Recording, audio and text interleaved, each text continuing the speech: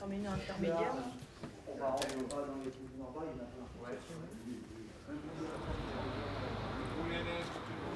Bonjour. Bonjour, président Paul.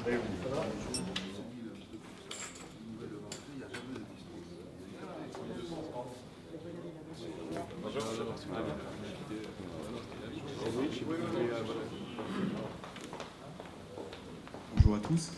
Donc, comme on se l'est dit dans les temps de préparation, on a souhaité que ce temps d'échange soit un vrai temps d'échange. Il s'agit évidemment d'implanter en stade, mais aussi de développer plusieurs hectares, plusieurs dizaines d'hectares d'activité économique. Le site qu'on vous propose, ce n'est pas un site au milieu de nulle part. Ce n'est pas un site champêtre, on a vu ça plusieurs reprises dans la presse. C'est un site, certes, libre de toute occupation, donc il est vierge, mais il est dans une zone urbanisée, on peut même dire très urbanisée. Ensuite, c'est un site qui présente des caractéristiques naturelles évidentes. On est sur une trame verte. Sur la droite, là, vous avez un bois de 250 hectares, qu'on appelle le bois de Sainte-Trope, qui est en lisière en fait, de l'hippodrome, qui est hors du périmètre de projet. On n'impactera pas cette forêt, mais qui existe, qui est à proximité et qui est une des plus-values, évidemment, du territoire que nous vous proposons de choisir. Et ce bois, il est relié par une coulée verte, qu'on ne voit pas ici, mais qui est très visible puisqu'elle est en cours de réalisation, jusqu'au deuxième poumon vert du centre Essonne, qui est la forêt de Sénart. Et si aujourd'hui ces espaces sont vierges et disponibles pour le projet de la FFR, c'est parce que nous l'avions décidé dès le départ de l'usine Danone, qui date des années, début des années 2000.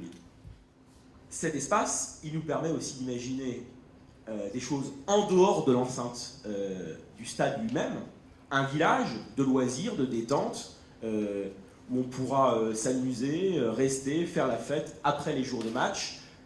Et donc on peut imaginer sur mesure un lieu de vie qui accompagnerait le fonctionnement du stade lui-même.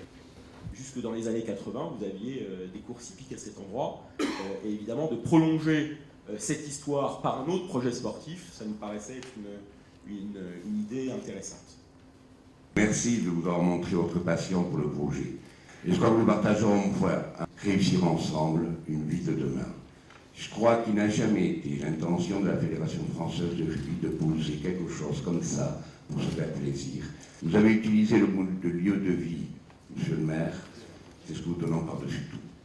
Nous ne voulons pas être un abcès quelque part, nous voulons être un acteur, un accélérateur d'une vision commune à construire. Je vis dans le projet depuis le départ, donc l'évolution, je la suis au quotidien. Le nombre d'élus qu'il y a ici, qui sont présents, aujourd'hui se rendent compte de tout le travail qui est fait, que vous avez fait. Ce projet prend forme au fur et à mesure qu'on se voit, qu'on se rend compte, qu'on échange.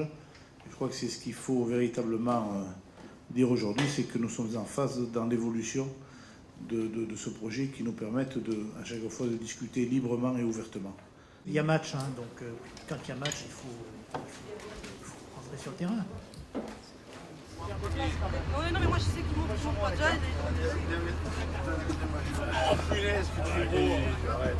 Oh que tu es gros, c'est vrai. À gauche. Là, nous sommes en train de faire une coulée verte qui va aller jusqu'à la Seine et rejoindre la forêt de Sénart. Et cette coulée verte va jusqu'au stade, enfin à l'hippodrome. On verra ça tout à l'heure. Au milieu de la route nationale 7, c'est là, Monsieur le Président, où va passer la liaison directe jusqu'à Orly, la fameuse liaison sur la route nationale 7. Entrons à la gare du Bois de l'Épine, sur laquelle nous allons nous arrêter et situer le stade et le départ de la traversée de la passerelle qui nous permettra d'enjamber l'autoroute. Bon, alors donc là, on est exactement ici. La distance, là, 900 mètres. 900 mètres. Donc là, tout à l'heure, on est passé au-dessus de la Nationale 7 et cette fois, on repasse au-dessus d'un autre axe important qui est l'autoroute A6.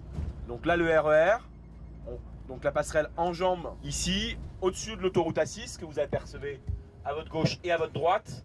Et on aperçoit l'hippodrome au bout. À 11h, oui. Les tribunes de l'hippodrome, vous les voyez au bout?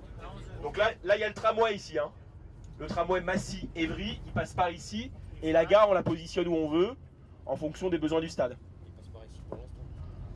Et là, est-ce qu'on peut ralentir doucement? Voilà l'entrée, voilà la future entrée du stade. Entre les deux ouvrages. Le rugby a de l'avenir. Voilà. J'ai rien. Par ici.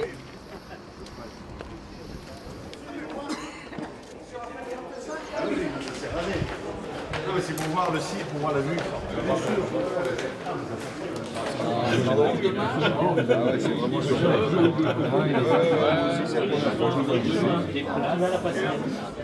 On avait Vous l'avez rêvé là? Donc surtout pas, parce que moi je rêve qu'ils soient vers ici. là. Je rêve pas qu'ils soient là. Je rêve pas ici, c'est bon, c'est là. Oui, il faut le faire remonter.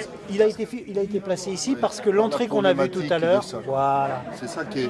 Ça, ce cordon, il est presque fixe. C'est tout. C'est tout. Et encore, il peut encore bouger de 100 ou 200 mètres. Tu peux bouger? Là, qu'on vienne, qu'on reste.